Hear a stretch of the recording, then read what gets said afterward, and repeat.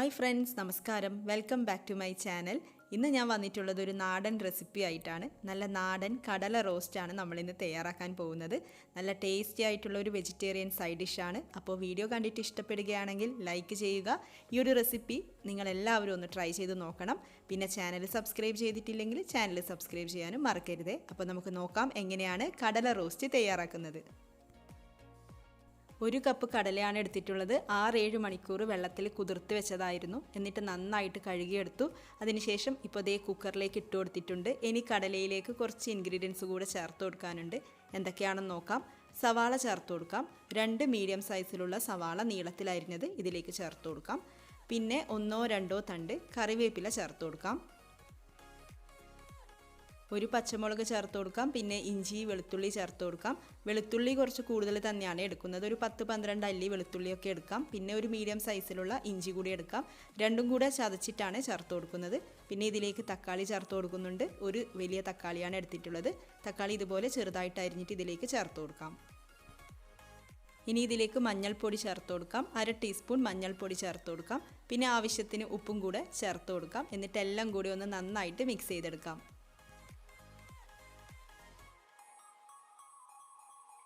ഇനി വെള്ളം ഒഴിച്ചു കൊടുക്കാം. കുറച്ച് കൂടുതൽ തന്നെ വെള്ളം ചേർത്ത് കൊടുക്കാം. എന്നിട്ട് നമുക്ക് മീഡിയം ഫ്ലെയിമിൽ വെച്ചുകൊണ്ട് വേവിച്ചെടുക്കണം. 5 വിസിലൊക്കെ ഒന്ന് വരട്ടെ, അതുവരെ വെയിറ്റ് ചെയ്യാം.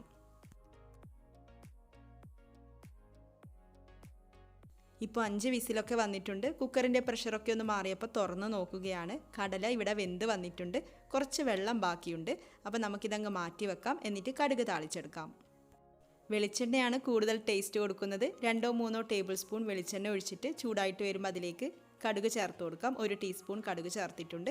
കടുകൊന്ന് പൊട്ടിത്തുടങ്ങുമ്പോൾ ഇതിലേക്ക് വറ്റൽമുളകും കറിവേപ്പിലയും ചേർത്ത് കൊടുക്കാം. 2 വറ്റൽമുളകും കുറച്ച് കറിവേപ്പില കൂടെ ചേർത്ത് കൊടുക്കാം. പിന്നെ ഇതിലേക്ക് ചുവന്നുള്ളി ചേർക്കുന്നുണ്ട്. 6 ചുവന്നുള്ളി ചെറുതായിട്ട് അരിഞ്ഞിട്ടാണ് ചേർത്ത് കൊടുക്കുന്നത്. ചുവന്നുള്ളിയൊക്കെ ചേർക്കുമ്പോഴാണ് നല്ല ടേസ്റ്റ് കൂടുന്നത്. പിന്നെ അതുപോലെ തേങ്ങാക്കൊത്ത് കൂടെ ചേർത്ത് കൊടുക്കുന്നുണ്ട്. 1/4 കപ്പ് അളവിൽ തേങ്ങാക്കൊത്ത് കൂടെ ചേർത്തിട്ടുണ്ട്. അപ്പോൾ ഇതൊക്കെ ചേർത്തിട്ടൊന്ന് വഴറ്റിയെടുക്കാം.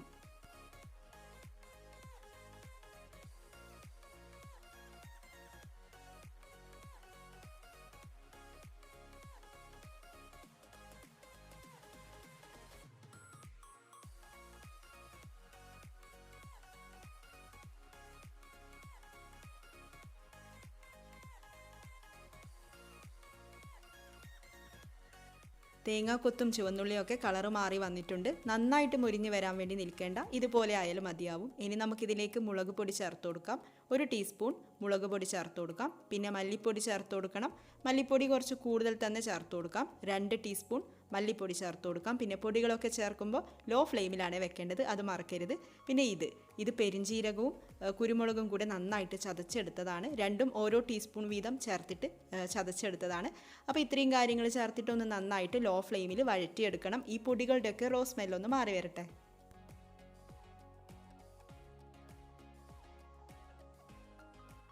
പൊടികളൊക്കെ മൂത്ത് വന്നിട്ടുണ്ട്. ഇനി നമുക്കിതിലേക്ക് വേവിച്ച് വെച്ചിരിക്കുന്ന കടല ചേർത്ത് കൊടുക്കാം.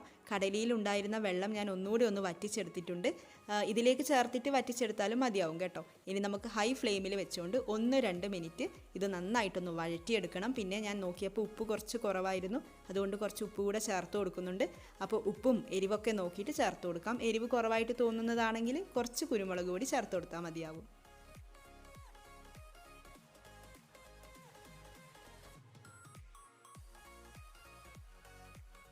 ഞാൻ ഈ ഒരു പാകത്തിൽ ഫ്ലെയിം ഓഫ് ചെയ്ത് കൊടുക്കുകയാണ്. നിങ്ങൾക്ക് കുറച്ചുകൂടെ ഡ്രൈ ആയിട്ട് വേണമെന്നുണ്ടെങ്കിൽ ഒരു 2 മിനിറ്റ് കൂടെ ഹൈ ഫ്ലെയിമിൽ വെക്കാം.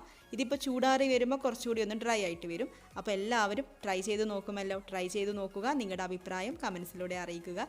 ഇതുപോലുള്ള റെസിപ്പീസുമായിട്ട് നമുക്ക് വീണ്ടും കാണാം. താങ്ക്